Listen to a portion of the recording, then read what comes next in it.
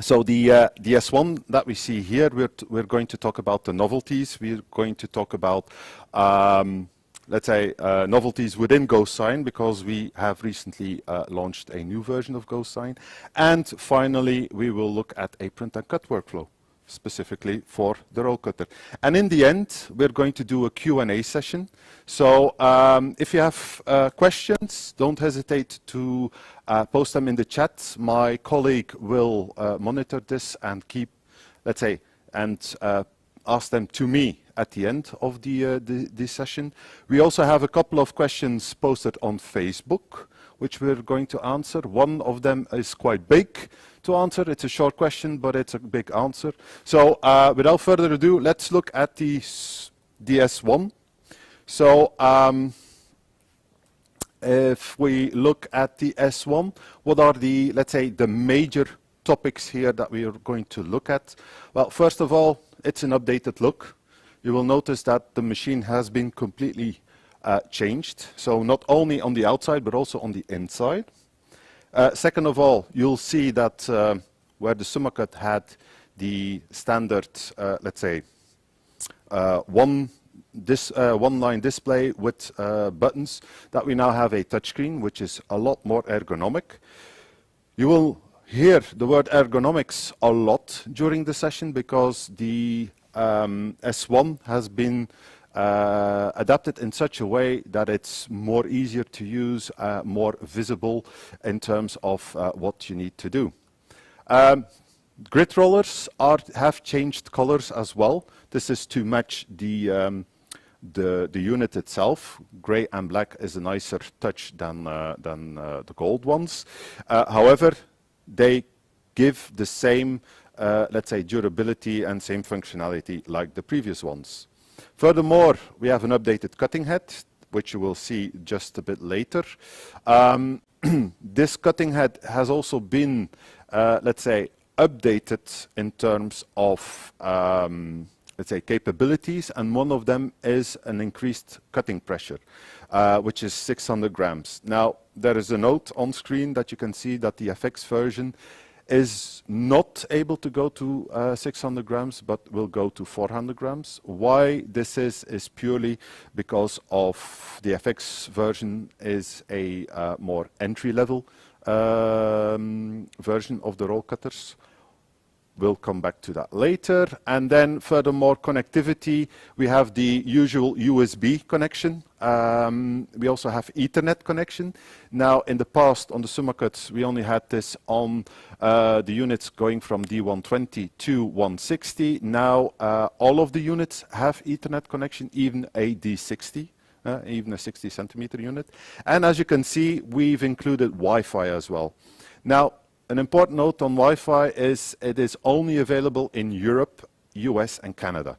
So unfortunately, it's not worldwide available. It's only available in these regions.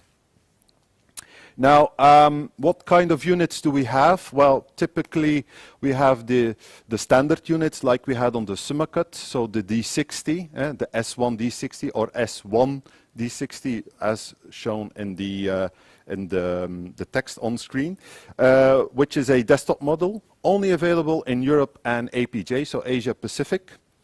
It is a desktop model and has an optional stand. We also have a D75, which is a US-only unit. It is also a desktop model with an optional stand. And then furthermore, we have a D120, so 1.20 m unit, a 1.40 m unit. The 140 FX is also there. So the FX is a unit designed for fixed sizes. So you can put in, let's say, popular sheet sizes and popular roll widths. You do not have a wide roller on one side as a buffer. You will have a fixed width. If you want to know what kind of fixed widths we have, just check out our website. They are all mentioned there. Furthermore, so no Wi-Fi is a very important one, and it has a slightly lower productivity, so less pressure and less acceleration, because the FX is a entry level unit for the 140. And then lastly, we have a meter 60 version or an S1 D160. Now, before we continue with this boring part in a presentation, let's just look closer at the unit itself. Looking closer at a few of the major improvements on the S1. Now, just purely focusing on what we call an improvement in ergonomics. The major visible improvement is the touchscreen. So the touchscreen itself enables the operator to quickly change the parameters. It has a big view, so he sees more parameters on screen. The major parameters he needs to change, for instance speed and pressure, are all very easy accessible from the main screen. So by just clicking on here, you enable a let's say a touch in or a dial in view where you can change your knife pressure. You can even test this by pressing the play button. So let's just press cancel. Here at the top right, you have access to all the let's say parameters within the unit related to flex cut settings, paneling, and so on and so on and so on. Now, looking further downwards towards the head, you can clearly see that it has a lot of blue highlights. These blue highlights indicate the parts that somebody can adjust or needs to adjust to work with the unit. Looking here at the knife holder, this knob is highlighted in blue. So if I open this up, this will enable me to remove my knife holder, so I can replace my knife. The top part of the knife holder is also highlighted in blue. So this means by adjusting this, I can set my knife depth. I can have my knife set deeper or less deep. Putting it back in is quite easy. You just simply insert this and tighten the screw again. Once it's tightened, you can continue quite easily. Looking at the pinch rollers itself, the pinch rollers are highlighted in blue as well. So these are highlighted in front and at the rear of the unit. So no matter where you are, you will quickly see where your pinch rollers are to adjust. Again, by adjusting your pinch rollers and moving them, you will hear clicking noises. These clicking noises indicate where our grit rollers are. Now, zooming out towards the stand. The stand itself, if you look closely, is made up of a mesh basket. This mesh basket enables you to, let's say, work relatively dust-free.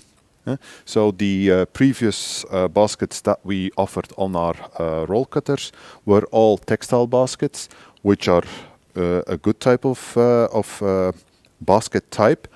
However, they would collect more dust over a certain period. With these mesh baskets, we hope that this will be a thing of the past, that the amount of dust collected in the basket itself is reduced over time. Just because it's a mesh, everything falls through it on the floor. The leg itself, if you look here towards the bottom, you can see two wires coming out. Well, these two wires are there because one is the USB cable or Ethernet cable, the other one is the power cable. And if you look quite closely, there is no indication that the cable is on the outside because this leg itself has cable management, so everything is nicely tucked away in the leg itself.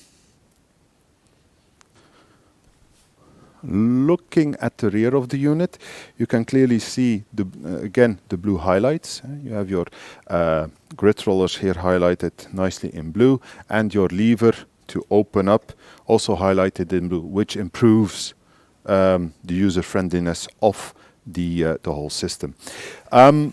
If we take a closer look to the roll support here, you can clearly see that this roll support is totally different than on the on our let's say previous generation. First of all, we can easily remove both rolls. They have, similar to the SummaCut, they have 2 positions. However, what we did here is optimize the distances between these two rolls.